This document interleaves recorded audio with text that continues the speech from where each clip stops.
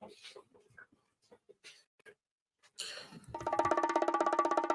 evening.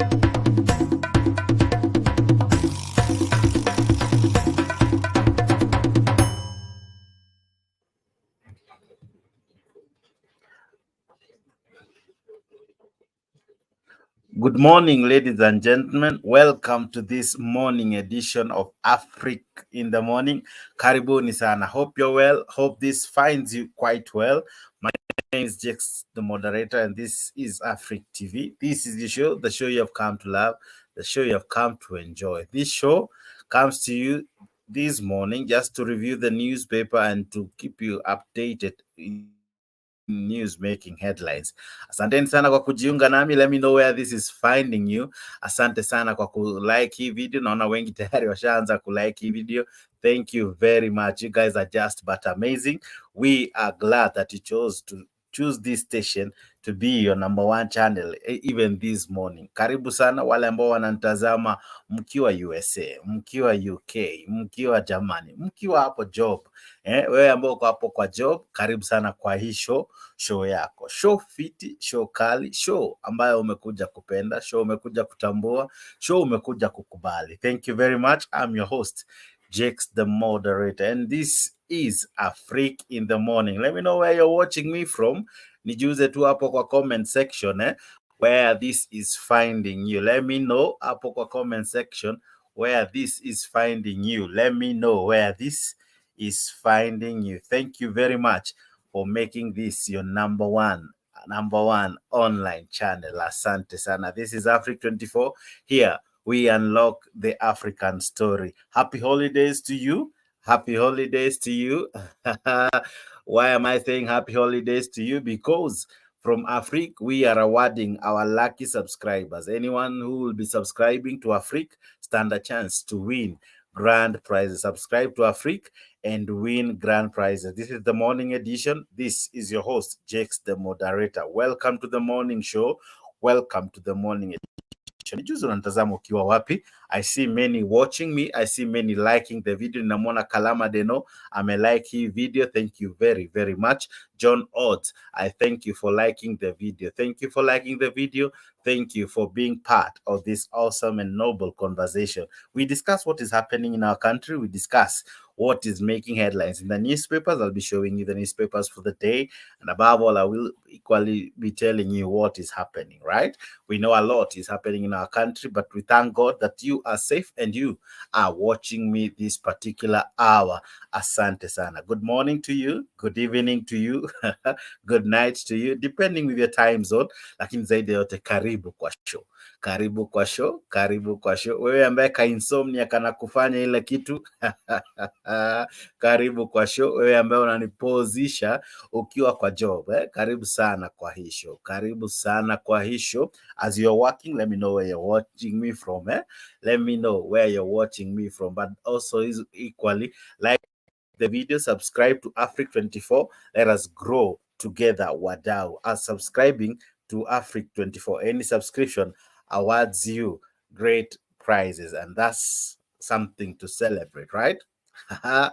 Christmas comes early here at Africa 24. Asante sana. Nijuze unanitazama ukiwa wapi. We have a great show lined up for you. We have a very fantastic show. This one you don't want to miss. This you truly don't want to miss. Today I have a co-host with me by the name Mr. G. Mr. G, how are you? Good morning.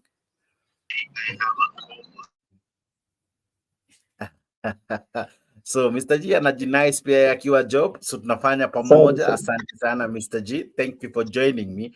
And this show is in Africa 24. So kindly kimbia hapo YouTube, ingia Africa 24, subscribe. There are great enough content for you to enjoy throughout your day. Unapochapa job, unapochapa job, chapa job ukiwa umemakinika na Africa 24. Naona wengi wana like, naona Street Lawyer like hii video. Asante sana. Kalama Deno like hii video, na John Odds like hii video. Mr. G, how are you? I'm good. How are you, sir? Mi niko salama. Mombasani mnaendelea aje? Mombasani kumetulia. Niliona jana I saw Wanjigi was around. but now Wanjigi alikuwa anaongea to naona kuna vuguvugu linachomoka huko Mombasani. Yeah, jua limechomoka kweli kweli. Aha, na Mr. Wanjigi jana alikuwa huko na alikuwa na kundi kadhaa la wabunge na pia viongozi na gavana wa Mombasa, eh? Yeah, you know, Mr. Wanjigi, he had a good message, but he was talking to the wrong people. Aha.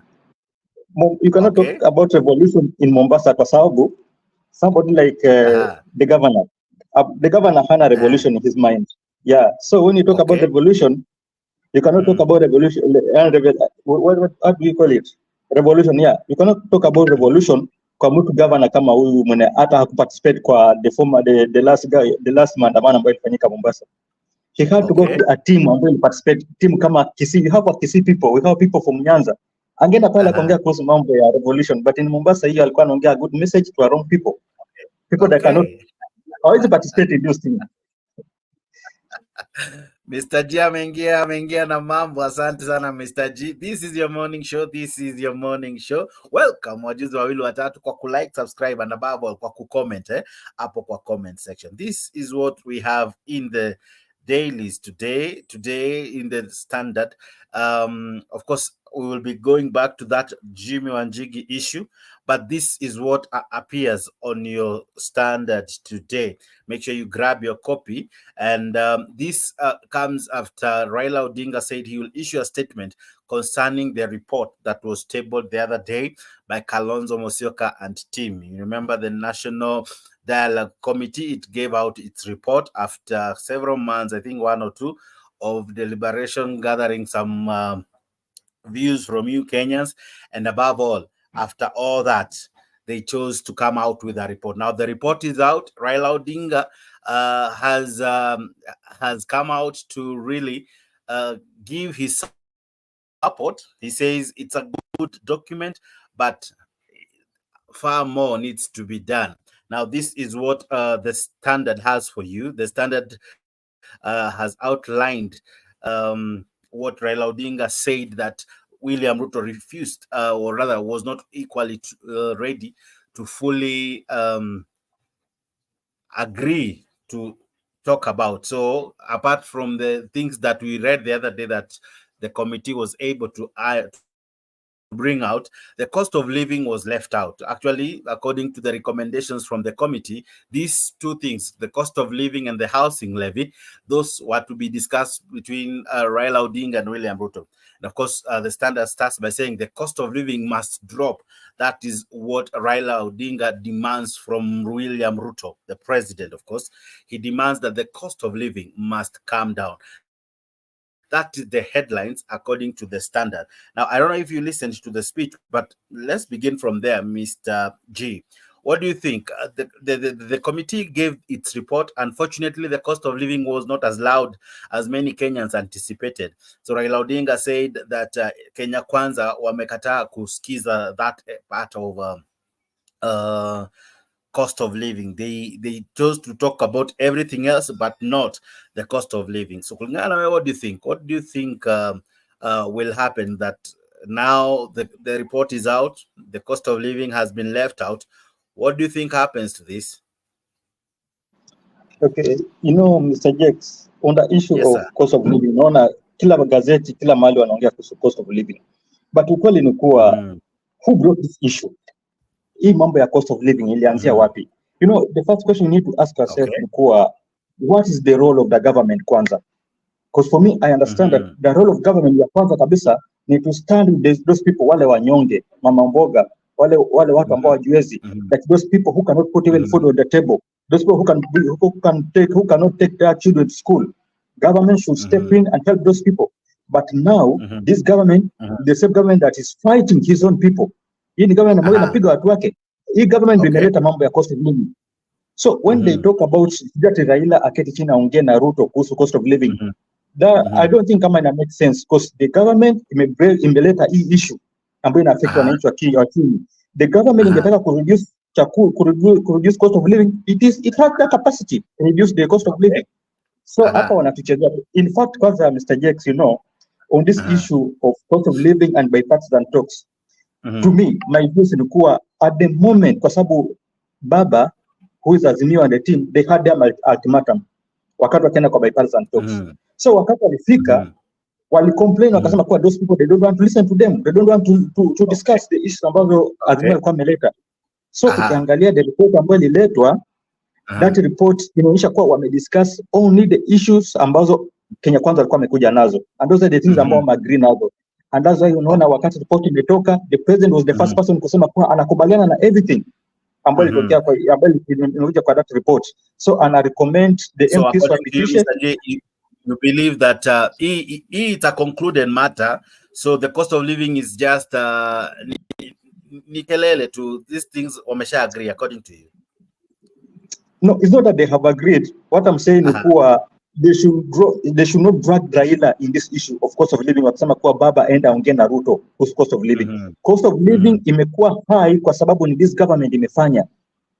So Baba hausiki na watu, so Baba anaenda kuongea nao nini kuhusiana na cost of living? Because kama unataka this cost of living, this government has that mechanism and capacity.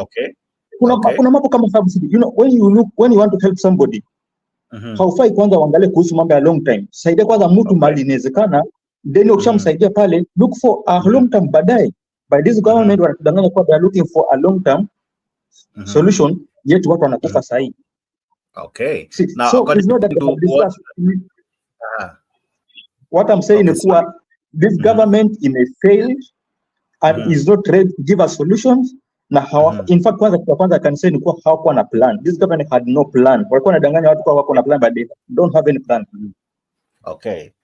Now, what you'll still find in the standard is that during a parliamentary group meeting, opposition say the dialogue team dropped the ball on the state of the economy, but they will exploit all avenues to see life becoming affordable for Mwanainchi. Now, quote unquote from Raila Odinga, we made reasonable proposals on how to address the rising cost of living, but the government side flatly refused, terming it their exclusive business.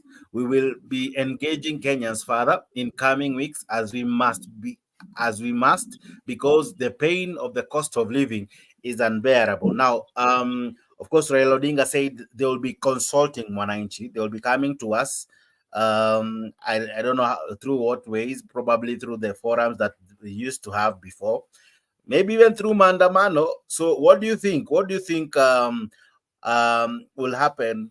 Do you think it'll bear fruits? Because I thought bipartisan, one of the things that it ought to have done, it could bear fruits, na kutusaidia could reduce the cost of living. And unfortunately, according to the standard, is that the government side said that it is its exclusive role, and it doesn't need Azimio or rather any other person coming to advise them on that. So ni kazi ya Kenya Kwanza.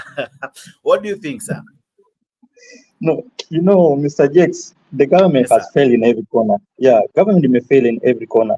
So when Baba talks about issue ya kuwa ati they should go to people, at least we discuss na watu ndio waamue, Baba knows that it tukipeleka kwa watu wata reject. You see, and you know the thing that Baba is trying to do, Baba he always right and he's wise kwa sababu anajua watu walienda kuketi chini kudiscuss. And in that discussion, kitu ambayo imetokezea, kitu ya kwanza ni kuwa they discussed about the office of the opposition leader. Unaona, alafu tunaongea kuhusu the office of prime minister huyo Mudavadi. Na hii kija in case Baba akakataa kitu, in fact wananchi watasema kuwa kumbe Baba anajitakia mwenyewe kwa sababu this is the executive thing. Vitu ambavyo imejitokeza pale ni ya wakubwa peke yao ndo wanajitakia, wale mabwenyenye wakubwa wa siasa, wanasiasa ndo wanajitakia peke yake, wanapata kama mtu wa chini ameachwa. So Baba is trying to bring in this thing of participation na wananchi kwa sababu anajua ikija wananchi watakataa. Kwa sababu hakuna kitu mhusishwa na wananchi hapo. Yeah. So Baba anajaribu kujitoa kwa that blame. But if you remember correctly, one of the things that William Ruto during BBI used to say is that badala tuanze na wakubwa, badala tutafutie wakubwa nafasi, badala tutafutie wakubwa positions, the first thing we ought to do ni kushughulikia mwananchi. What do you think has changed? Because this is a total shift from what you used to say during campaigns, because it's BBI all over again. What do you think, sir? You know, this is just shameful thing. it's a shame, although but tunajua kuwa Ruto is always a double speak person. Huyu jamaa the first time anaingia hata before anything, kitu kwanza ambayo alileta ni hii position ambayo alikuwa amepatia Mudavadi ambayo hata haiko kwa constitution. You see, and he's the same person ambaye anasema kuwa wataki viongozi, hawataki kutengeneza for ofisi, sijui they don't want to and hawataki mambo ya executive, wanataka kushughulikia mambo ya mwananchi wa chini. When they came in, hao ndio kwanza kutafuta post, wanatengeneza sijui ofisi ya bibi ya sijui ya prime minister, wanatafuta bibi sijui ya Gachagua, sijui ofisi ya mtoto wa president. Those are things ambazo alikuwa anafanya, kumaanisha ni mtu ambaye hakuwa ready ku play the role ambayo anadanganya watu kwa anakuja ku play. Alikuwa ni muongo. And wakati amekuja sahi amepata situation ni tofauti na vinakuwa anasema sasa ameshindwa atafanya nini. Okay. Asante sana wewe ambao unajiunga nami. Naona Goodia tayari ameingia. Asante sana Goodia. I see Danny Osolo wako ndani. Asante sana. Thank you very much. I see you many liking the video. Thank you for liking the video. Marcus Koech, asante sana kwa kulike hii video. Kenneth Awiti, asante sana kwa kulike hii video. Deno Street Lawyer, nimekuona. Kalama Deno na John na wengi ambao mna like na kusubscribe to Africa 24. This is your morning show. I'm your host Jakes. The moderator with me today is Mr. G. We are just discussing the newspaper and of course the news that are making headlines today. Thank you very, very, very much. Asante sana wadau. Asante sana. Of course the Standard, of course pia imeguzia hizo stories are government in secret carbon deals with Dubai farm. Even before we talk of this Dubai farm, there is another issue that I think it was captured the day before yesterday, of the government trying to sell some buildings, or rather some institutions that were were once dear to Kenyans. I saw one joking that KICC will be sold, and once it's sold, it will now have some hotels in it, it will have some bars in it, some gym and all. And what do you think? Why within 1 year William Ruto wants to sell almost everything? What is happening to him? Why the rush? It's only 1 year. Why suddenly is it an urgency? We sell almost close to 6, 7, 8 parastatals or institutions or buildings that we used to have. What is the logic in that? You know, Mr. Jakes, there's something that Baba talked, I think it was 2 days ago. Nakasema this guy is, I think he's in a confusion. Ni kama Mungu amemwacha. So I think it's true. Huyu jamaa ni kama Mungu amemwacha. He's confused. Look at this thing. Kitu kama KICC. This is a symbol of a nation. Jamaa anataka kuuza. Which logic inaingia kwa akili bwana? Kitu kama unataka kuuza. Anaongea kuhusu KPC. Anataka kuuza KPC. National Oil pia anataka kuuza. I think the guy is confused and he's just around. Kwanza angalia watu ambao anasema anawauzia, mostly he's talking about people in Dubai. Na ukienda Dubai kuangalia ni nani exactly ambaye ananunua hizi vitu, ni Mkenya mwenzetu ndo ananunua. Who is this guy ambaye ananunua hizi vitu? I think he's the only person ambaye anajua what is happening. Maybe yeye mwenyewe ananunua na anatumia njia zingine kudanganya wa Kenya. Kwa sababu anajua Kenya ni waongo, ni wajinga, akiwadanganya watakubaliana tunaye. But there's something fishy ambayo inaendelea kuhusu these things. Kwa sababu haiwezi kuwa from nowhere usimame unataka kuuza kitu kama KICC. How? Now, let me ask you, are we so broke that we are selling our assets?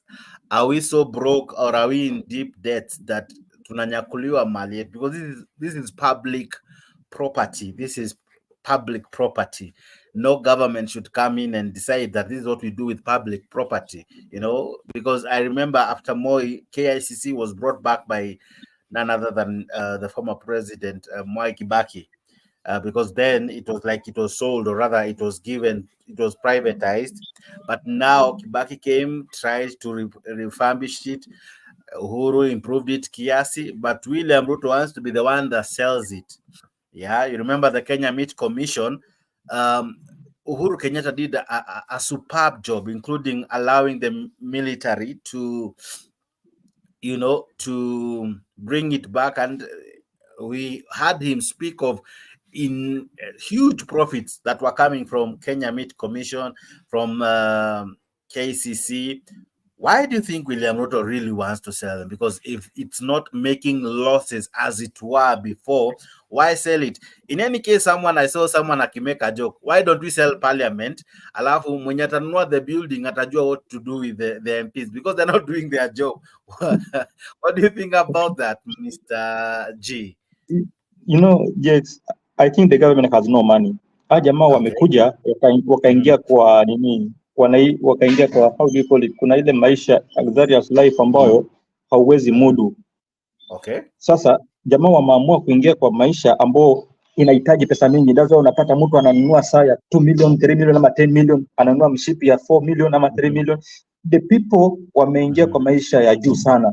So they are just wasting a lot of resources of Kenya. Na anaweza kuwa ameiba pesa yote kwa nini? That's why wanajaribu kudanganya watu kwa hakuna pesa, wa privatize this thing so that we can get more money. But what I know ni kuwa this government ilichagua watu ambao wako incompetent in all areas, na wamefail kufanya kazi yao. That's why unapata wanapenda kublame these blame games, kama what happened to airport Nairobi, ile mvua ambayo ilinyesha ikamwaika ndani ya airport. The guy anatokezea anaanza kusema, anaanza kublame the former government, ana blame Uhuru, na ni kitu ambaye angekuwa mtu ambaye ana akili na mtu ambaye ako competent kweli angefuata the management. I blame. So this government on the issue of resources na kuuza vitu, I think ni vile tu bado anataka kujinyakulia pesa. Okay. From nowhere. Okay. Now, ladies and gentlemen, on page 4 of your standard, it is more detailed.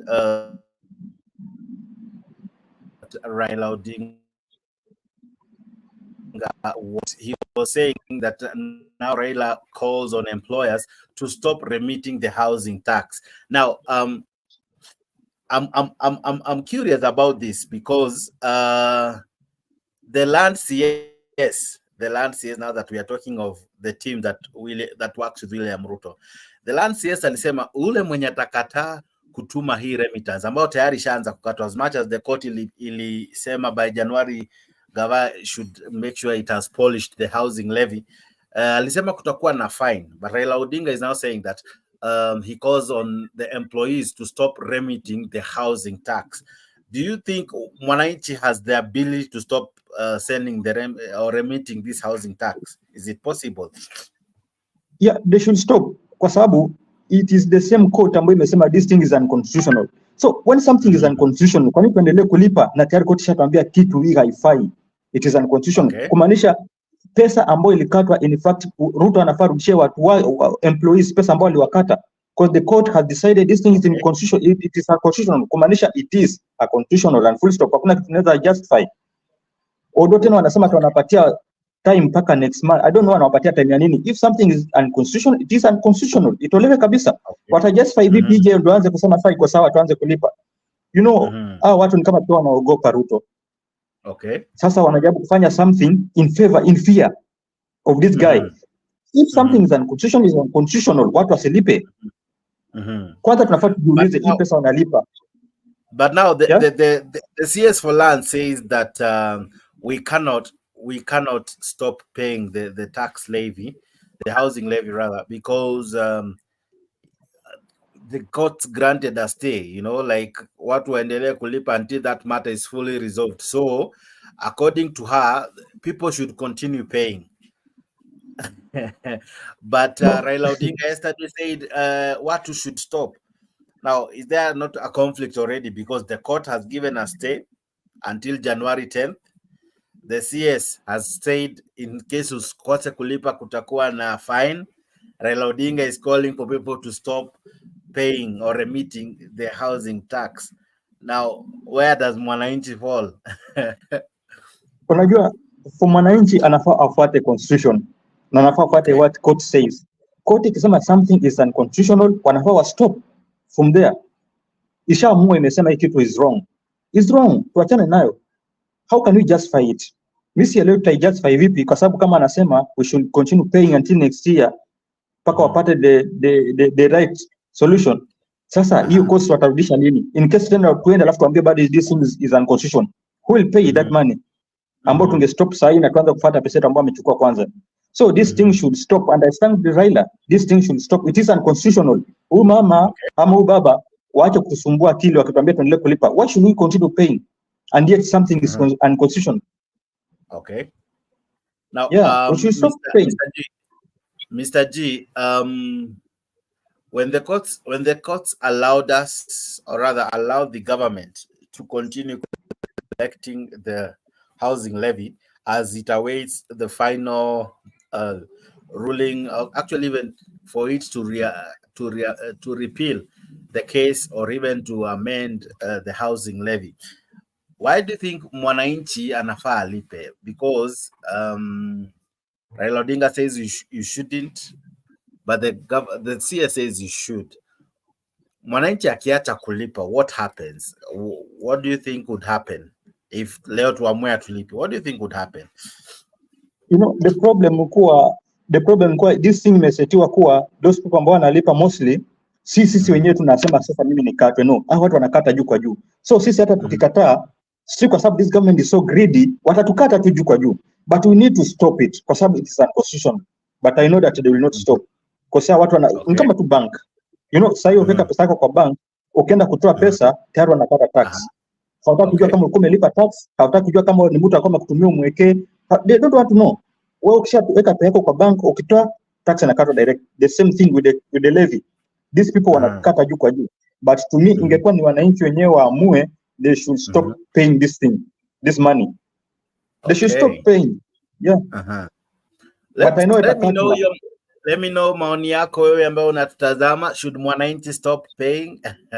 Should Mwanainchi stop paying the levy? Yeah. Raila Odinga has asked many to stop paying, but anyway, the CS equally says that if you don't pay, kuko na fine. Let me read some comments. Hapa naona Goody anasema stop remitting might land you in trouble. The poor will end up in a bad way while the rich will get away with it. Yeah, maoni ya Goody, that the poor will always get away with it. Somehow hata tukikataa kulipa, eventually mwenye ataumia sana si yule mkubwa ni mwananchi, raia wa kawaida ndo ataumia. Raia wa kawaida ndiye ambaye atapata changamoto. What do you think? Maoni mazuri kutoka kwake Goodia, anajiita Goodia. Okay, let's go on, ladies and gentlemen. Asante sana kwa kujiunga nami. This is the morning show with me, Jex, and Mr. G. We are looking at the dailies. Now we can we look at now the Daily Nation? Enough of that. Let's look at the Daily Nation and we see what the dailies had in store for us. The Daily's Nation equally had a nice, interesting headline, and it was interesting to see they almost had a different heading compared to what the Standard had. The Daily Nation, this is what they had. They are talking about the cooking oil scam. Kuko na around 16 billion ambayo imepotea, or rather ambayo iko ni scam already, and some people have already been arrested over the same. And then of course kuna CS wawili wanatafutwa. You remember Moses Kuria on this one, he was adversely mentioned, and they are saying according to the Daily Nation is that 2 CS sought over the cooking oil scam. Okay, it continues by saying that 2 cabinet secretaries and powerful parastatal boss have been sacked into the ongoing investigation into the irregular importation of 16.5 billion worth of edible oils, sugar, rice, and maize, meant to bring down the price of food items locally by government agencies. Now, I think in our country, anything is a source of income to many, especially those in power. Anything, any tragedy we are on, including the drought that we once had, rain that we are now having, anything that we are experiencing, kuna mtu tu ana find a way of benefiting. You remember when the prices of oils were quite high, you know, the prices of sugar, it's still high actually, rice. So the government ikasema wakafungua market ya kuleta hizi storo.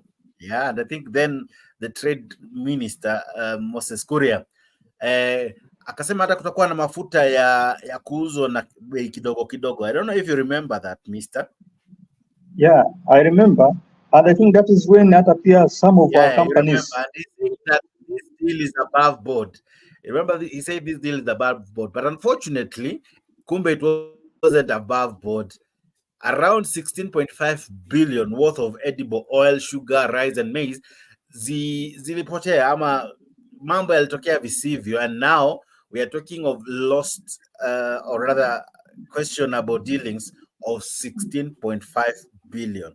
Ni juzi tu tulikuwa tunaongelea kuhusu 17 billion ya mafuta. Now this is 16 billion ya sukari, ya mafuta ya kupika na mchele na mahindi. Now, ladies and gentlemen, if you just add those two, that's over 33 billion in one government. And you know, how the cost of living come down if that is how we are losing a huge lots of money? 33 billion is no joke, one. You know, Jakes, we should expect more. We should expect more and worse than this. Kwa sababu these people, they were the same cartels ambazo Ruto alikuwa anadanganya watu akisema akiwa akiweka Biblia chini anaenda kudili na cartels. These were the same team, the corrupt people. They are taking advantage of mwananchi wa chini. Sasa look at this issue of cooking oil. In Mombasa, we had a company called Pwani Oil Refinery. Mbona inatengeneza mafuta ya chakula. But when this government came in, wamepinga sana. In fact, hao jamani kama siku hizi hata hawaendelei. The fact kama wajafunga wanaelekea kufunga. Because the government sort of walitumia that chance ya kuingia kwa government kusambaratisha these investors kwa sababu hao ni waindi ambao wanatengeneza hii mafuta. But wamekuwa frustrated with this issue of taxes na hii mambo ya kuwazungusha. So most of them wameondoka. But I think hivi hii scenario yote wametengeneza ili waweze kuibia wa Kenya. This is the issue ambazo zimekuwa formulated now ili waweze kuibia wa Kenya. That's why unaona these scandals zinakuja every now and then, and those guys walikuwa ni wezi. Most of these people were thieves. Sasa hiyo wanajaribu kusafisha ndo kudanganya wa Kenya kwa they will make a change. There's no change that will make. Kwanza tuna expect kuona more and more scandals coming up. Okay. Now, you remember when we had COVID and we talked of COVID billionaire, the money in question wasn't this huge. Yeah? They were saying it was around 4 billion thereabout. But now we are talking of 30-something billion. And the best that has happened, either mtu anashikwa, alafu anaachiliwa tu hivyo, others are sacked. And hizi stories zinapotea hivyo. You remember kulikuwa na sukari ambao walikuwa nasema ilikuwa sukari mbaya. Ambayo iliibiwa kwa stores. Na hiyo story ilizama tu even the best we had is that people were looking for a job, but you can imagine nimefutwa job but nimeenda na sukari worth billions, so I'm set for life, you know. So what do you think, is it that William Ruto hana makali ya kupigana na ufisadi ama what is the problem? Because there's a lot of money. The guy hana makali. He cannot fight corruption, this guy. He cannot fight corruption. Kwanza, look at those people ambao wanakuwa, the people ambao wanachishwa kazi, au watu ambao wanakuwa nini wanashikwa. Just look at them. Utapata most of them they are just innocent people. He's going for the innocent people, alafu anaacha the main cartels. Look at kama ile scandal kana mwanzo kabisa, the scandal ya ile net za mosquito or something, mosquito net I think. The KEMSA issue. Look at those people ambao walikuwa waliachishwa kazi. The people ambao hata they are not victims. And these are the people ambao wanaendea. Anaacha the corrupt people wanaendelea kufanya corruption, alafu wale ambao they are innocent wanadanganya watu kwa sana futa watu kazi. Why for this guy has to fight corruption? He can't. He has no capacity to fight corruption because he's a corrupt man also. You know, it is you equally remind me of how you're saying the wrong person who anakuwa blamed.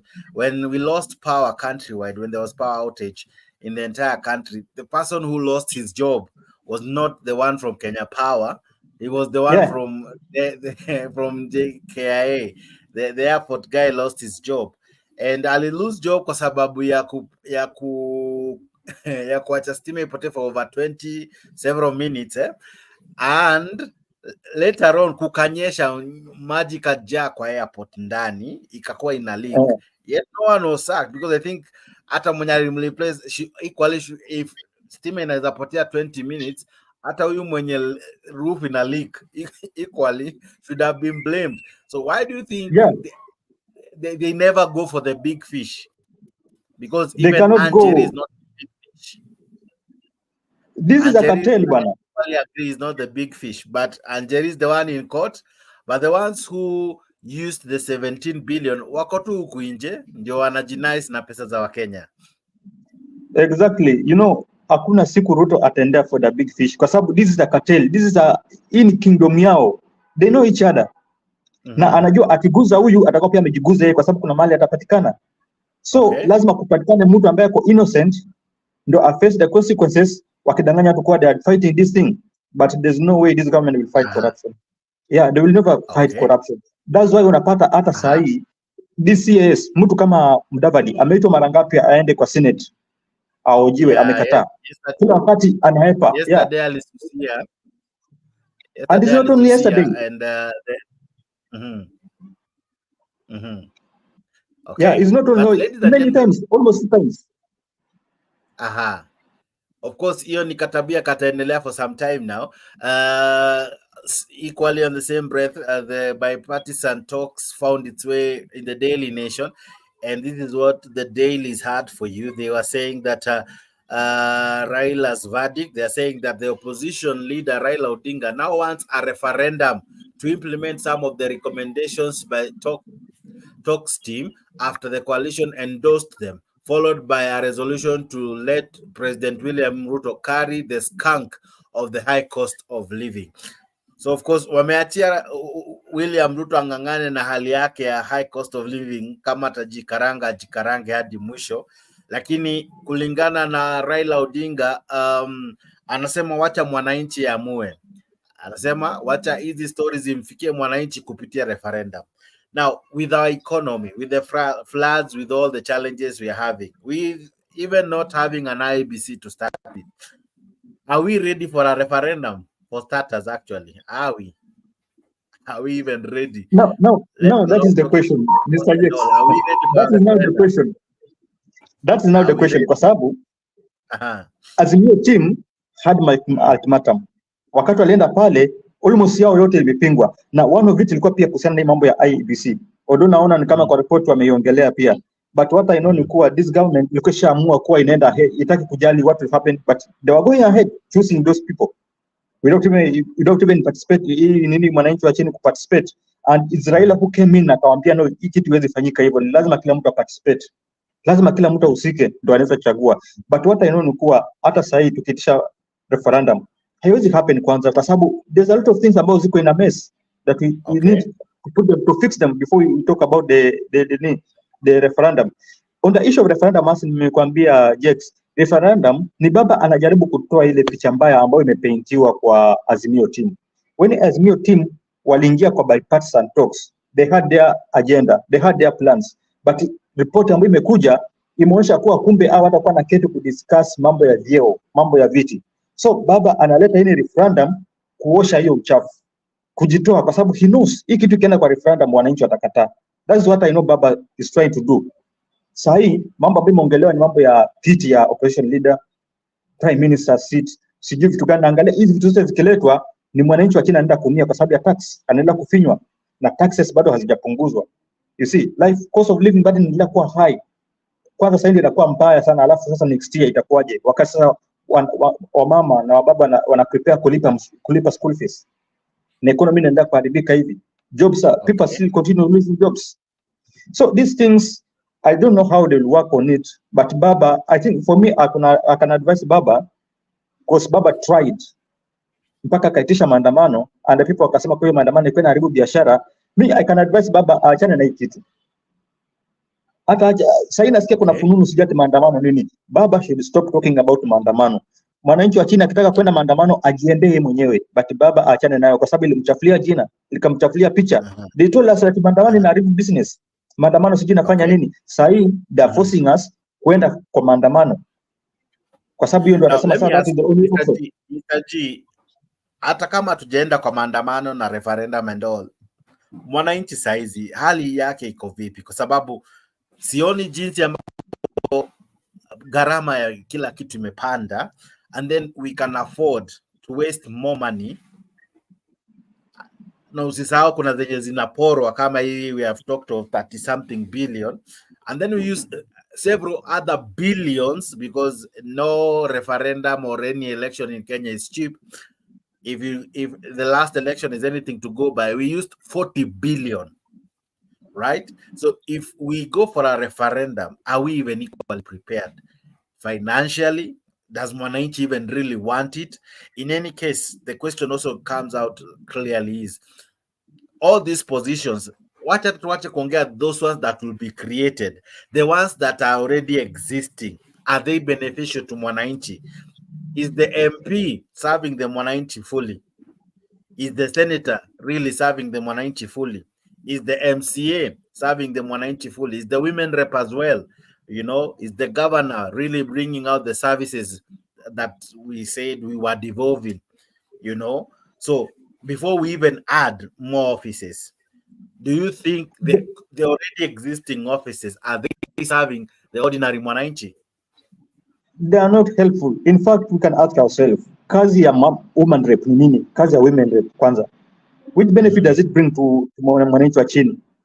Even these MCS too.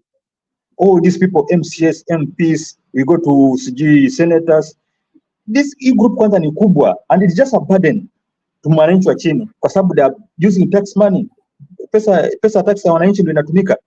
So these people wanaendelea kufinyiliwa, as those people wanaendelea kuongeza vyeo ambao walikuwa wanadanganya watu kwa hawataongeza.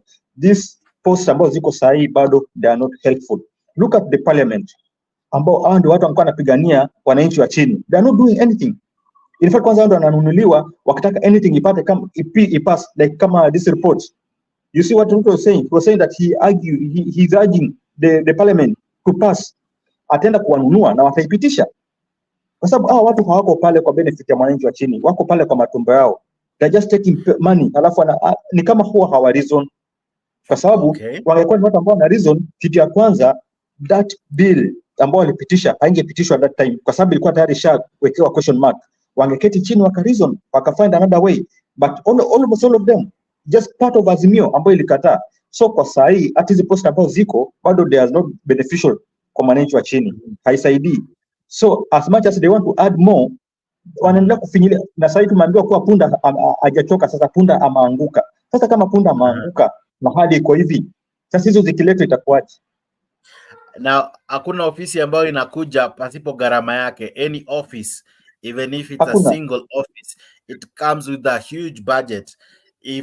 If Musalia's office came and that office equally introduced the office of his wife, you can imagine if we now introduce the office of the opposition leader, probably with his wife, and now this opposition leader has 2 offices, or rather 2 deputies, right? Sasa nikuulize, even the prime minister will be having 2 assistants. Sasa hizi 2 assistants, we are only ballooning our wage bill, we are only ballooning our executive and our leadership, but the current leadership is it really helping Mwanainchi? If what you are saying that hata wale wabunge tumewachagua wakienda bunge, they are not even serving, wanapitisha to anything, even without reasoning, without caring about the one who sent them to the office, you know. To them, it's about pleasing the current government. To them, it's about dancing to the tune of the president, in total disregard to Mwanainchi. Now, nikuulize Mr. G, the environment yenye tuko saizi, if we were to have a referendum, what are the odds inaweza pita? In fact, hakuna kinaweza pita kwa sahi. Ingekuwa sahi tungekuwa na referendum. Unajua sahi mwananchi wa chini disconnect with this guy. Unajua kitambo wakati Ruto kwa kitembea akisema hustler, people were singing hustler because they expected a lot of changes from this government. But kwa sahi wamegundua kumbe huyu jamani mtu wa stories za jaba. So no one is ready to be connected with him. Wamejitoa. So when we call for referendum right now, it fail. Kwa sababu no one will stand with this referendum kwa sababu haiwasaidii. Now, you remember quite well in 2010 we had this new constitution amalgamated into what we have now. Rather, we said goodbye to the old one. The old one had the office of the opposition leader. Why do you think the framers of this constitution left out that office? And why is it important to bring it back? In any case, how did it serve us then that it will help us now? What were the benefits that we were having then, if we were to talk of the office of the opposition leader, that will help us now? In any case, whether we are having the opposition leader or not, the minority side cannot really push the agenda in parliament as we speak. So what will the opposition leader come to do?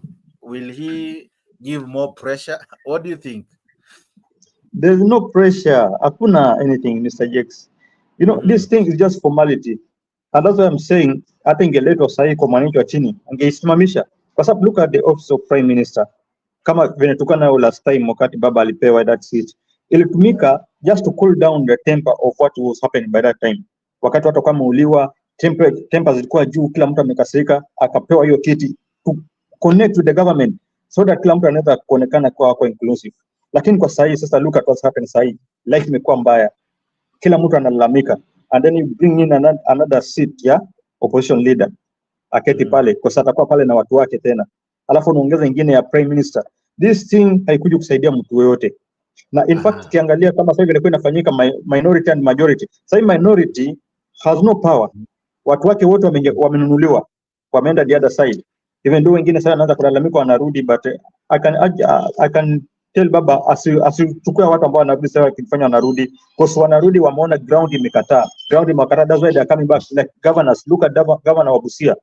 Governor Busia alikuwa elected kwa ODM ticket, lakini sasa anajifanya sasa ameanza kurudi kwa baba na alikuwa amekataa mambo ya baba. In fact, one time aliorganize gari ya nani ikapigwa, gari ya Oparanya ikapigwa wakati wa maandamano, because he was saying he doesn't want maandamano.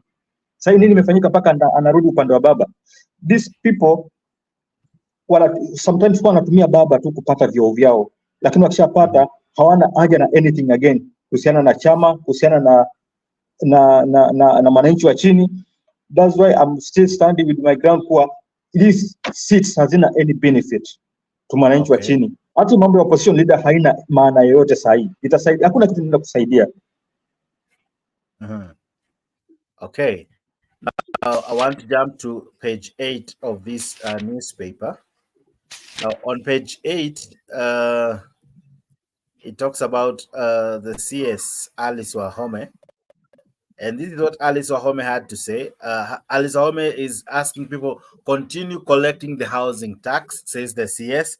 This is what they were saying, that CS Wahome stresses that failure to comply would result in the fines. That you find in page 8 of the dailies. Now,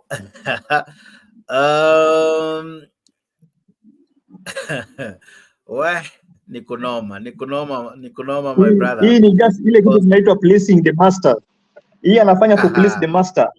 Kwa sababu master amekasirika, kwa nini court inasimamisha mambo yake? Kwa nini court inasimamisha this project? So they're just doing it to please the master.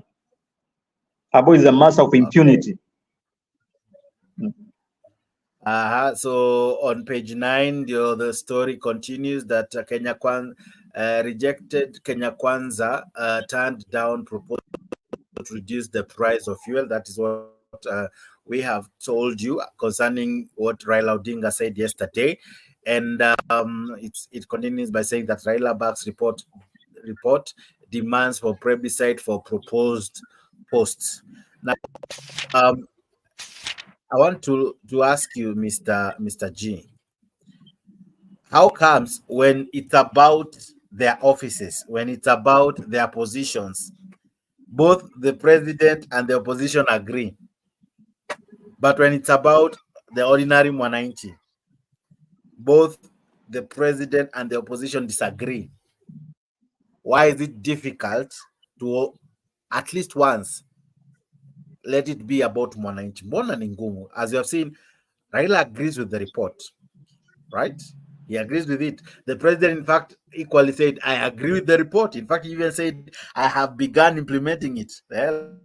Like the 50% reduction in the traveling and all. But why is it that when it comes to you, me and you, Mwanainchi is always given the back seat? But they'll come to us and lie, because I'm very sure the referendum probably will happen. And when it happens, the lie will intensify. They'll tell you how these offices will be good. They will package the office in a very sweet way. But eventually, when these guys go into these offices, what do? They forget you, Mwanainchi. So let me ask you, Mr. G, why is it difficult for them to consider Mwanainchi first? Because if you remember, William Ruto kwa sema tutaanza huko chini na mama mboga, mtu wa bodaboda, mtu wa chini. Hatutaunda kwanza ofisi, but 1 year down the line ni kuundia prime minister ofisi, ni kuundia office of the opposition leader with 2 assistants, right? Ni kuongeza pesa zenye zinaenda kwa kwa counties, which is, I don't know if it's a good thing or a bad thing. It depends on where you look at it. Ni kuongeza pesa za senators waweze kuwa na executive role, wapewe pesa, the oversight. Ni kuongeza pesa ili MCA aweze kufanya job, na ni kuweka CDF kwa constitution. But there is no statement hapo kwa hizo story zote concerning Mwanainchi. When will it ever be about you and me, honorable, the ordinary Mwanainchi? When do you think that will ever happen, honestly? You know, Mr. Jex, with the current government, Sai, it won't allow, ama I agree with what opposition, ama Azimio is trying to say, because opposition at the moment, wanajaribu to rely on the side of Mwanainchi. That's why they're trying to talk about issue of cost of living. But kumbuka, Ruto, kuna matanga ilikuwa ya mtu mmoja, alikuwa ni mama, I think, ule mama Maumau pale. Ruto stood up akatuambia kuwa baba anamshinda tu kwa history peke yake, but issue of economy and other things baba hamfikii.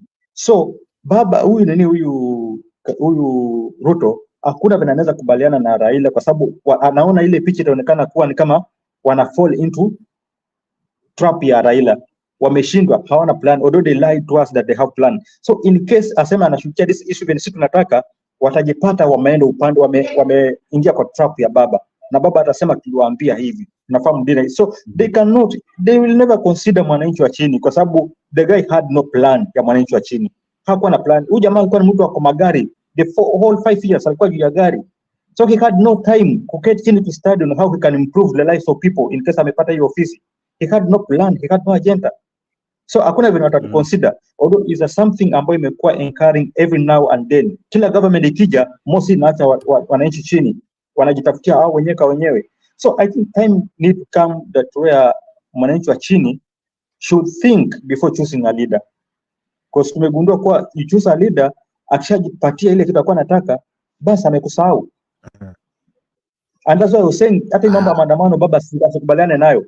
Hivi tutulie, tujipange ya 2027 then itakuwa. Now let me ask you, the referendum that will happen, of which I'm sure it will be interesting. If it succeeds, the implementation probably will happen after the next general election. Cannot happen now. When we have an opposition leader, when we have a prime cabinet secretary and all, hiyo itakuwa imesolve zile shida tunakuanga nazo kwa uchaguzi, and why we go for maandamanos and fight. Unaona kama ita solve, because that is not a solution. That is not a solution, Mr. Gates. You know, when Azimio came out with that ultimatum, they need to deal with the issue of electoral justice, wako wanataka waketi watafute mechanism on how they can choose the right people, ambao hatakuwa bias in every decision that they make. Like you see, kama kitu ambacho happened kwetu last election, tulikuwa na a lot of challenges, kwa sababu kitu ya kwanza, we believed in President Uhuru Kenyatta, and we thought that President Uhuru will protect even, will guide, will protect us because alikuwa na mechanism, alikuwa na NIS in his side. Kumbe hata NIS ilikuwa haikuwa upande wake, ilikuwa on the other side, but they were just lying to Uhuru. Okay. So Uhuru ameketi anafikiria things are working well, kumbe things are not working well. So at the end tunaambiwa kuwa kumbe it is almost the whole team ilikuwa imeenda na Ruto. Uhuru alikuwa amebaki na a very small team. Ye anajipiga kifua akisema kuwa wameshinda, mpaka unakumbuka wakati wanaweka red carpet pale, kumbe ilikuwa ni uongo tupo, wanamchezea tu akili. I think these people they need to fight, na sijui atapata vipi kwa sababu corruption imeingia sana, the rules ya corruption imeingia sana chini, mpaka inakuwa ni ngumu vile wataweza kudeal na this issue. Sasa wakisema wanaleta hizo viti kwa ndio solve hii mambo ya electoral justice ama nini, it won't help and it won't solve this thing. Hii ni kitu ambayo itaendelea kuwa every now and then.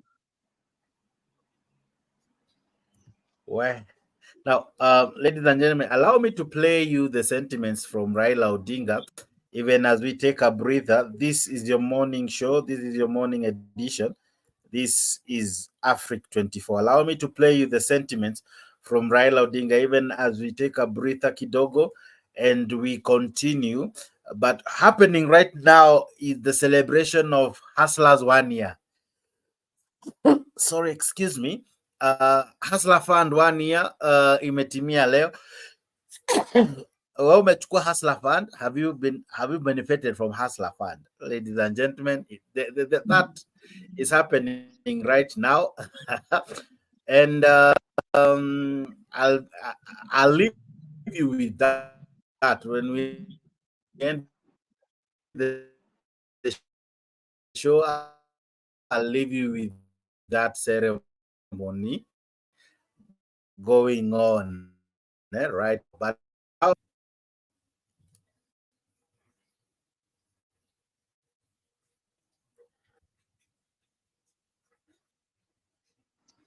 your network, I don't know if iko sawa ama what is happening, because sikusikii.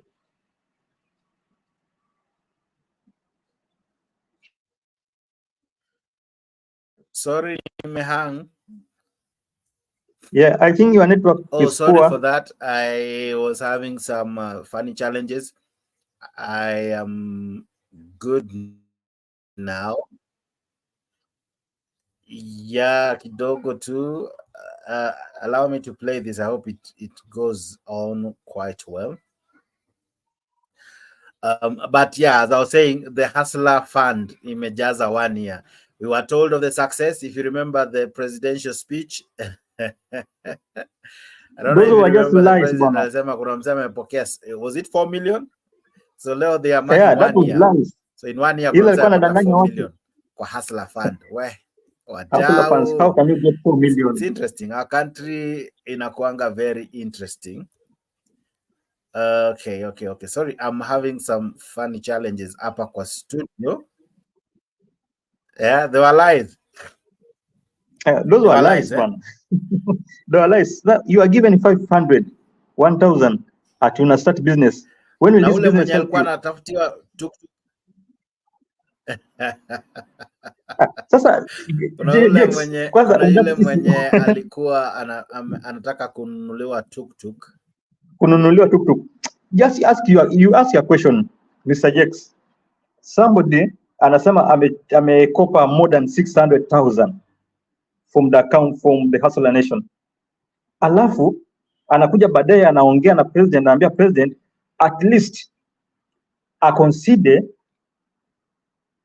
I don't know if you are around, kama unasikia. I think we are having some challenges and I hope that Jex will come back because he has all the rights za kufanya anything with the studio. I don't have any rights, but I hope he's coming. Yeah, he's coming back. Yes, Mr. Jex. Sorry. Follow down.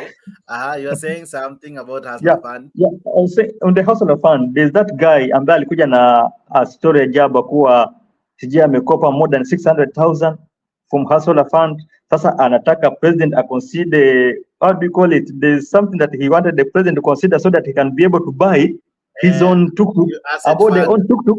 Yeah, he should consider asset fund so that he can buy a tuk-tuk wadi 300,000. Wewe uko na uwezo wa kukopa 600,000. How comes unakuwa na shida kununua tuktuk of 200? It was 700 and something, 750 Yeah. there about, eh? Yeah. Lakini How comes hajaweza kununua tuktuk ya 300. 300,000. That's a question you can ask yourself. That math was not mathing. If that is English. Those are the that lies. Math was not mathing. Those are the lies that you're talking about. For you to let's try to calculate. For you to get 4 million, eh? Let's take, for example, it's now 1 year, right? For you to have copared 4 million, how much? A year has 365 days, right? Let's try to do the maths, my brother. Let's see if we can be able to do it. A year has 365 days. So let's divide 4 million by 365 days. So this guy was getting every day from the Hustler Fund 10,958. Every day, every single day. For you to speak of 4 million. And we are talking up to today. I've counted, if today is 1 year, right? Yeah. So we are even talking up to today. So you need to calculate when the president gave his speech and you reduce that amount. So how accurate was that information? It was not accurate. Those were lies. Look at the limits on Hustler funds. Nana anapata the highest, Nana anapata the lowest, because I think lowest is 500 and highest ni how much? I don't know if somebody kama tuna mtu ambaye anapata more than 5,000. I'm not sure of the highest, but if this is anything to go by, let's imagine that this is the highest, that it is 10,958. That's the highest. No. But if you remember when it was launched, even the president himself, how come amefika 5K? Alikuwa around 2535 hapo. Yeah. Even he himself. How come? So how come this? I'm forgetting the name. Ooh. But I'll try to get that clip and probably play it later on or rather in the evening, of that guy who succeeded to acquire 4 million. Those are just lies. Interesting. Those are just lies. So that is what is happening at the moment. That we are having the Hustler Fund celebration. 1 year celebration. I'll be leaving you with that even as we wrap up the show. But ladies and gentlemen, this is your morning show. Asante sana. Naona wengi wanatazama, wengi wanatuma ujumbe, wengi wana like. Asanteni sana. Selina Apondi, I see you. I see your what? Your sentiments. Good year, I see you. Sabrina Ayana, I see you. Patrick Eric, I see you. Where? Asanteni sana. Wala ngapo wamelike hii video. John Odds, asante sana. Kalama Deno, asante. Deno Street Lawyer, asante. Kenneth Awiti, I see you. Marcos Koech, I see you. Asante kwa kulike the video. Kibet Ngeno, asante sana kwa kulike hii video. Robert Nyamao, I see you. Ruvunzu Adre, asante sana. We mna majina kali, eh? Let me try again to play this. I hope it now allows me. Let me see. I really want to share this with you. As you play the video, Mr. Jex, the story ya Wanjigi in Mombasa, when he was talking about the revolution. I'll be playing that as well. But tell me, were you in the meeting? Niliona ilikuwa na wanafunzi. No, I was not in the meeting. Were you in the meeting? And what do you think of what Wanjigi is trying to bring, the revolution? But I was not in the meeting. That revolution was possible. No, I was not in the meeting. I was not in that meeting. That Ruto is right for impeachment. Ruto can be impeached. Your network, I think, bado. Your network is poor, bado. Hatukusikii vizuri.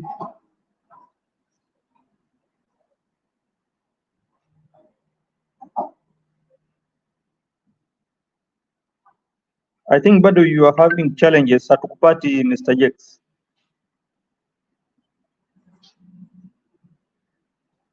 You are muted. You are muted.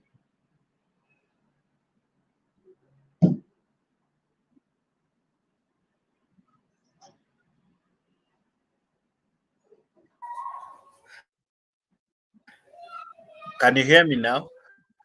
Yeah. Sasa nakusikia. You can hear me.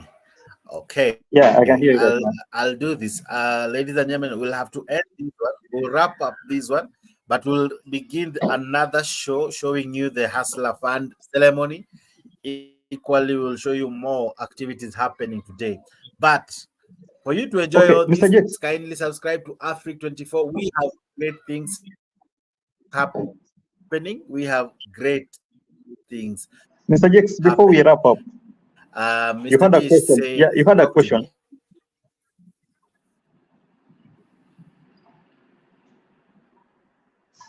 Yeah. Go ahead. Yeah, there's a question that you are asking. You are asking a question about Mr. Wanjigi and something, but hatukusikia. Your network ilikuwa poor. Yeah, I'm saying that sikupata your question ambayo ulikuwa unaulizia kuhusiana na story ya Wanjigi. Ulikuwa your network ilikuwa poor, so sikupata that question. Sorry, I'm hanging up. I don't know. Sorry, what did you say? I didn't hear you. Nilikuwa na ish. No, this question ambayo ulikuwa unauliza kuhusiana na Wanjigi. Wanjigi in Mombasa. There's something you're talking about. Alafu you're asking a question. Na sikusikia kwa sababu your network was poor. I don't know which question you're asking. I was asking, do you think the revolution that he's having, because he said yesterday that Ruto is right for an impeachment, do you think that can work? Can Jimmy Wanjigi pull a string and have the president, William Ruto? And you remember closely that he helped him campaign, or rather, Wanjigi alimpigia upatu during the campaign season. So do you see him succeeding in impeaching the president? Is that even possible? No, at the moment, just the way I started, nilikwambia kuwa Wanjigi was talking to a wrong people. He had a good message, but he was talking to a wrong people. Because when we talk about revolution, we need to talk about revolution na team ambo is able to perform that revolution. But when he comes in Kenya, alafu anakuja Mombasa anaongea kuhusu story ya revolution na anaongea mbele ya mtu kama huyu governor ambaye hata hawezi itisha maandamano, it was a wrong place where he was trying to share the message. Okay. But the message was strong. Me, what I know and I believe it is possible only if we take the right team. You know, when Wanjigi wants revolution, he has to identify people ambao wanaweza leta that revolution. People who can strategize for these things. Like what happened kwa ile Jasmine revolution. It started with a young guy ambaye alikuwa anauza matunda. Akapigwa. Okay. Na from there watu wakaamua. Tunaambiwa those guys hata walikuwa wanapigwa marisasi wanauliwa but hawakusimama. Waliendelea mpaka huyo president alikuja katoka. On our side, sai kila mtu hataki ku identify na huyo mtu na Ruto. Now the guy is talking about revolution, anaongea kuhusu impeachment kwa sababu alisema kuwa we can impeach him even if at fight kungoja election. This thing can be done. Yes, it can be done, but he has to have the right team. Okay. Na people ambao can stand with him. So he has to identify people. Yesterday niliona akiongea kuhusu kina that guy from Nandi. I don't know the name, nimesahau jina lake. That former MP from Nandi. Keter. Kwa sababu Keter yuko, yeah, Alfred Keter is aggressive. He's a guy ambaye akiamua anaweza fanya naye kazi, anaweza fanya vizuri. Somebody like Omutata ni mtu ambaye from Tambo amekuwa ni mtu ako na stand zake, anaweza. So for him, what I know, it is possible, but he has to look for the right people to stand with him. Somebody like so Baba can do revolution. Can I play that clip? And then we continue. Let's bring in Wanjigi for the benefit of our viewers. Tulikuwa tunataka Bwana Jimmy Wanjigi ukiniruhusu. Yeah. Unajua hiyo ni challenge nzuri sana, si ndio? Haya, hiyo challenge imetoka kwako mzee wangu, kwako na kwako. In 2013 na 2014 mimi ndio nilipatia Omtata documents ya kwenda kotini apige hii kitu. In 2014 mimi ndio nilisponsor, mlikuwa nasikia kelele ya Alfred Keter. Hiyo ilikuwa education yangu kwa wabunge wapige hii kitu. Uhuru mwenyewe ndugu yangu alinipigia usiku moja, he talked to me for 2 hours. Kuniambia I am sabotaging the economy of Kenya. Na atafunga mimi. Nikamwambia please go ahead. I must divorce myself and educate the people of this country hii maneno. Na nilikuwa mtu wa biashara, si mtu wa siasa. I have been very vocal. Lenaola alitupa hiyo kesi. Tukaiskuma ikaenda Supreme Court. Si Supreme Court, Court of Appeal in 2020. And Court of Appeal said this thing is null and void. Sisi ndio tulikuwa nyuma ya hiyo kitu. So siseme tulinyamaza, tulikuwa nafanya kazi but in the back, kwa sababu sisi si watu wa siasa. Hatukuwa watu wa siasa. Sasa tunazungumza kwa sababu tuko mbele, si ndio? Tuko mbele. And I'll tell you, hii kitu haitaisha leo. Haitaisha leo. Vile hii watu wamefanya, they are going to cause a revolution in this country. Na musidoubt ati hatuwezi fanya hiyo kitu. Mzungu alikuwa hapa mbeberu. Alikuwa amecolonize 500 million people dunia nzima, the largest empire. Na ni hapa tu Kenya aliona vita ya ukombozi wa nchi. Mjipigie makofi. Wakati wa Moi, labda nyinyi wengine hamkuwa mmezaliwa. Wakati wa Moi ni watu wawili watatu, maximum 6, ambao walisema huyu mtu tutamuondoa. Tunataka multipartyism. Tumuondoe. Na wakati huo katiba ilikuwa nasema, katiba before 2010, kufikiria, si hata kusema, kufikiria ati rais hayuko kwa kiti unapelekwa jela, it is called treason.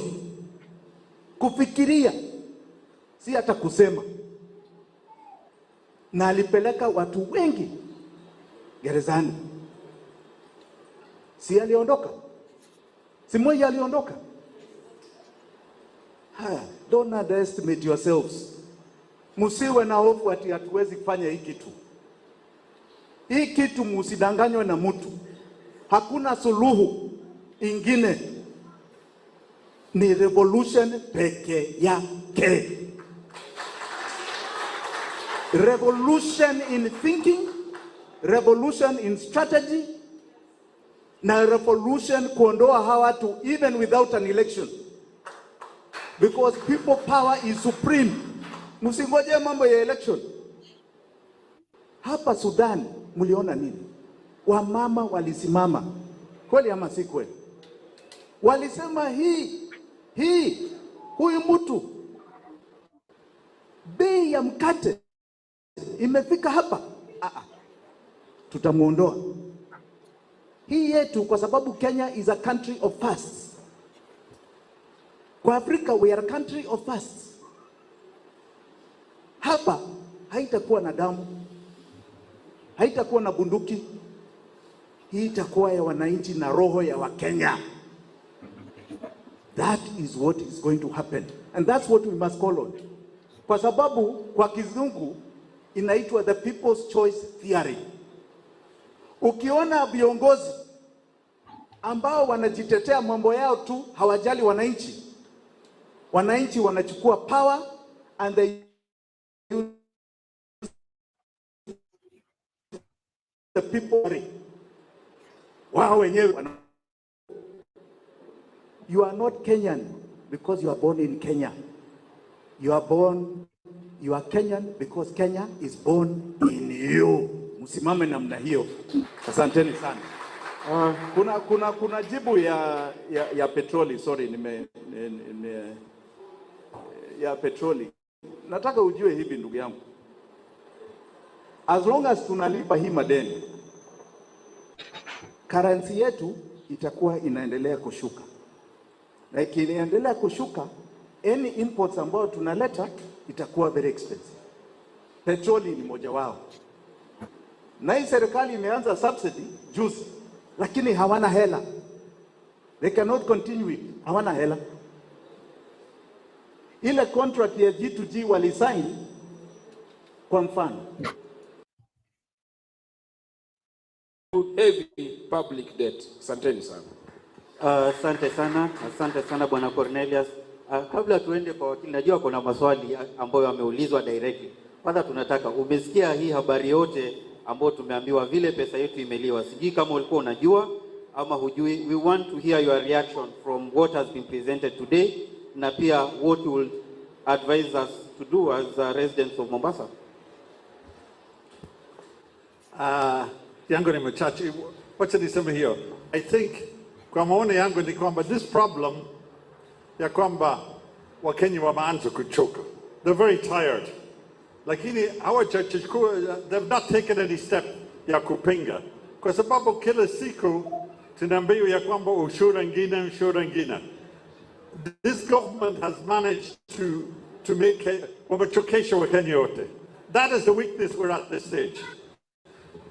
Watu wamechoka and they're exhausted. Hawana nguvu na baki. Kesho atatangaza mambo mengine. We have to reach a point when we say tumechoka lakini bado tuko na sauti na nguvu. But at the moment we're beat. Wakenya wameshindwa na hii serikali. We're just defeated. Na tumekubali kushindwa. That's the weakness we have. And the other problem is we have no opposition. We have no opposition in this country. So we're on our own. With national dialogue, what did it do for us? Nothing. Nothing. It's just ni vitu vichache kwa watu wakubwa, lakini kwa wananchi ya kawaida hakuna kitu. It was a waste of time and money. Na hao watu tukumbuke ya kwamba, remember wakati wa maandamano ya juzi, watu wangapi waliwawa? Mimi nafanya kazi kutengeneza hiyo report ya mwisho. 66 people, watu 66 waliwawa na polisi na Wakenya wananyamaza. And the national dialogue never said a thing. This is he ni ushahidi ya Imlu. So I think we have to realize that this government, they're just getting away with anything. Wanafanya kitu chochote, and we have no opposition. So until we realize that, we're on our own, and we better waken up. Hii shida ni yetu, na msalaba ni yetu.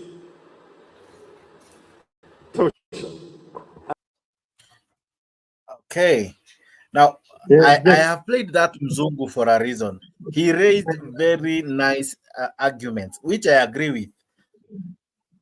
One of the things he said that really caught my attention is that during the bipartisan talk, they were quick to ask party fidelity and all, but they never asked for justice for those who were killed during Maandamano, right? Were they not Kenyans who deserved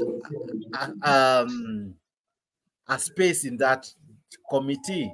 You know, there was no recommendation concerning them, or rather, it was silent about that. I think, as this Mzungu is saying, it's as though we are helpless. Equally saying that we have no opposition. It's like everyone is in government, but in different format. Kuna wale in government, right? Because walichaguliwa na wakakuwa kwa government.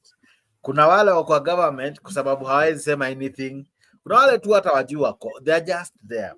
So eventually we don't have we have no one who puts the government to task, you know. So when you listen to this Mzungu, what do you think? Do you agree with him that some of the things that this National Dialogue Committee came out with missed out in volumes, especially concerning Mwanainchi? What do you think? Yes, this guy, they missed the point. Na huyu Mzungu kitu anaongea ukweli kabisa, because look at the report. There's nothing concerning Mwanainchi wa chini. In fact, amacho akando kabisa, amacho ya nyuma. That's why nimekuambia unapata Raila anajaribu kufunya hii kitu akitaka kuituma kwa mambo ya referendum, but ukweli ni kuwa the report kwanza linachafua side ya Raila, upande wa Raila sana, because kina Raila tukubaliana na that report inaonyesha kumbe jamaa alikuwa anataka vio, and yet we have a lot of problem ambayo happen sahi. The same way mzungu anaongea anasema kuwa watu wamechoka na kuna mtu ana voice their voice. Sahi ndilikuwa wakati ambao people wangeweza kusimama as a team kama Azimio, but Azimio kuna cracks sahi, because some people unapata kama Central Kenya, kama yesterday they issued a statement, lakini utapata people from Central Kenya hawakuwa, although tuliambiwa kuwa Martha Karua is not in the country. Sija alikuja jana usiku kitu kama hiyo, he was not around, but utapata there is some cracks in Azimio, watu hawako pamoja. The guy amesema kuwa we have no opposition. We have opposition, but opposition sasa imekuwa silent. Why? Kwa sababu mtu kama Raila akisimama akiongea wanasema anatafuta viti. Umeona, anatafuta vyeo. Na ukweli sasa imejitokeza kwa sababu kwa bipartisan imeonekana kuwa ni vyeo. Odo baba kwa pale, Nikina Kalonzo alikuwa pale. But ni aibu. Because the first thing wangeongea kuhusu mwananchi wa chini. In fact, those people ambao waliuliwa, wangeongea kuhusu compensation ya those guys waliuliwa na polisi. Na ukipata jamaa hawakuwa na silaha, lakini wako nauliwa hivyo. Hakuna mtu aliwaongelea. Watu wameongea kuhusu mambo yao, vyeo na vile wataendelea kujiendeleza. I think a time comes, jamaa amesema kuwa for revolution to happen mpaka watu wamechoka. A number of people wamechoka in Kenya. So revolution can be done. But sasa right time ya kufanya ni sahi. Do you think mwananchi amechoka kabisa? Kwa sababu I don't think wamefika hiyo level. Wamechoka but kuna hypocrisy. Kuna hypocrisy ndani. Kuna hypocrisy ndani. Unakumbuka last time tukifanya maandamano tuliambiwa kuwa tunaharibu biashara za watu. Na hiyo tuliambiwa pale Central Kenya.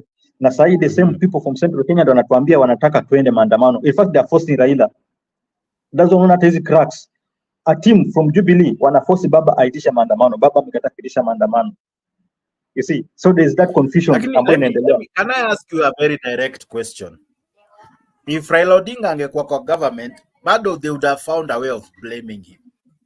Because you remember, they blamed him as much as he wasn't truly in government when he only had a handshake with Uhuru Kenyatta. On the same breath, they equally blamed him when he was a prime minister.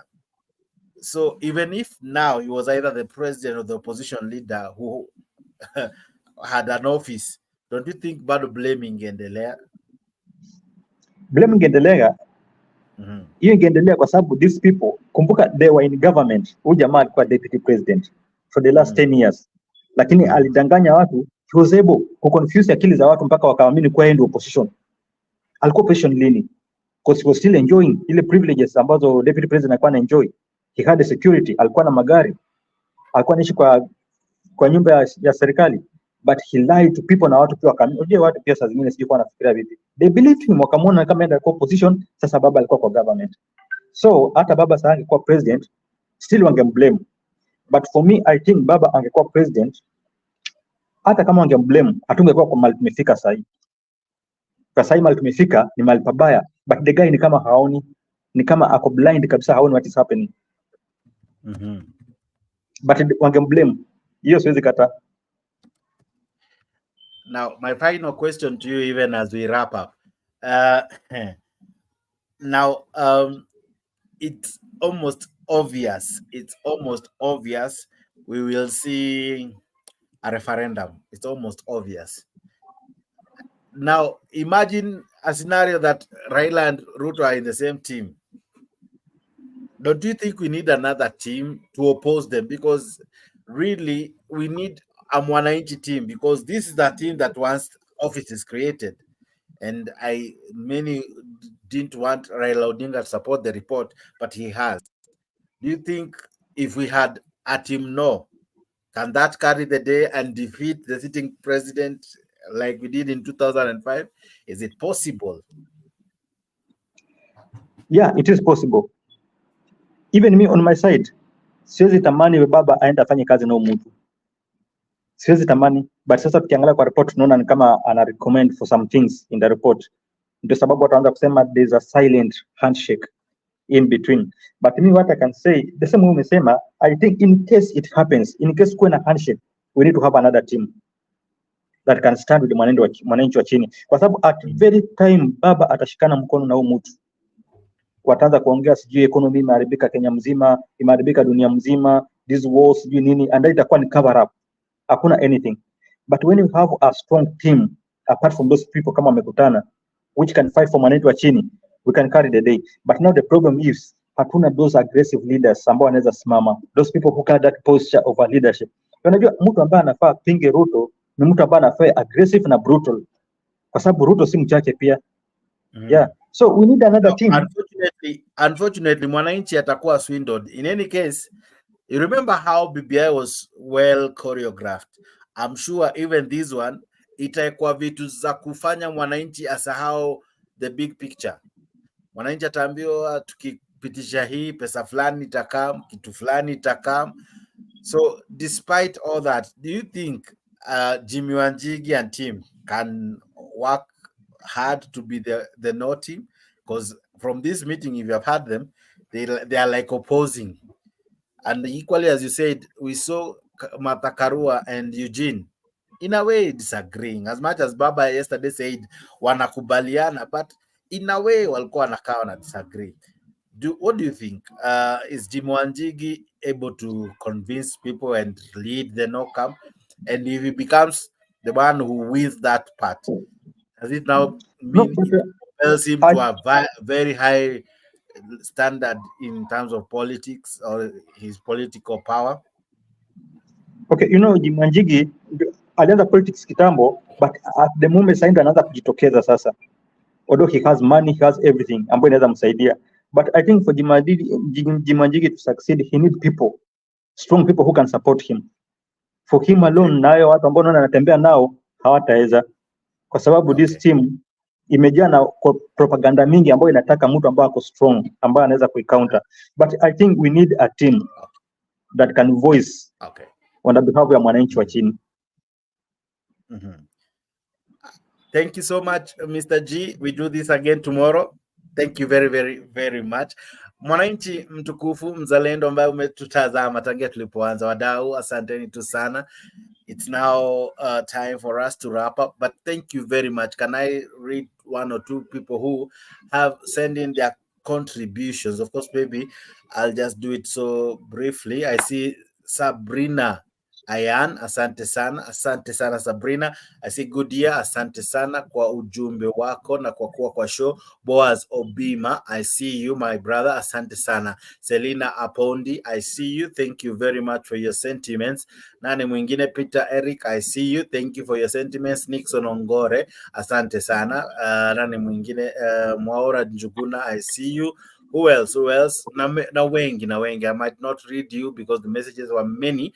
Nanana Daniel Soro, among many others who sent in their comments. Na wengi pia wali like hii video. Asante sana Anthony Ngui for doing that. Asante BC.com for doing the same. James Mwiti, asante kwa kulike the video. Waganga Ogweta, asante kwa kusubscribe na kulike the video. Thomas Lusaka, asante kwa kulike the video. Tazan Avrir, asante sana. Chalo Maish, asante. John Odds, na wengi ambao mume like na mume subscribe to Africa 24. This is your channel. This is where all this happens. Every day we try to bring in very, very good shows for you. So kindly subscribe, watch our videos, watch our shows, watch our content, and be part of the larger family. Subscribe to Africa 24. Subscribing to Africa 24 as it appears on your screen guarantees you prizes. You win by subscribing to Africa 24. Be part of the larger family. It is growing very fast.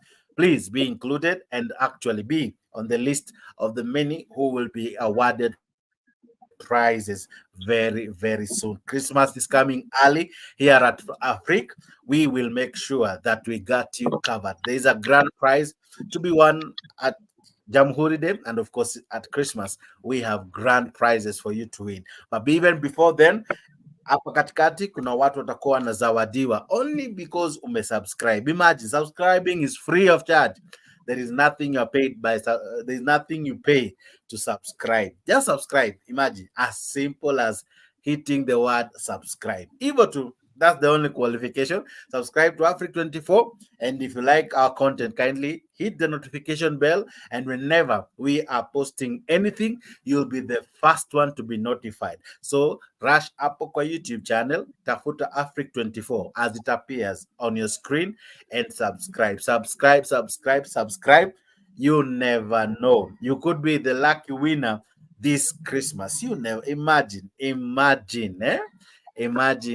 having that beautiful voucher coming your way. It's a huge one. I have seen it. That is to say, I'm almost coming with those vouchers on show to showcase them and to send them to you. So rush Apple Africa, now subscribe. Rush Apple Africa and subscribe. Thank you very much. This is the morning show. I'm your host, Jex, the moderator. After this, we bring you the Hustler 1 year celebration. I don't know, but watch it. Probably you might find it interesting, and hear more of what is happening to the to the Hustler Fund. Asante sana. God bless you. God do you well. Thank you, Mr. G. See you later. Bye bye, ladies and gentlemen. Good day.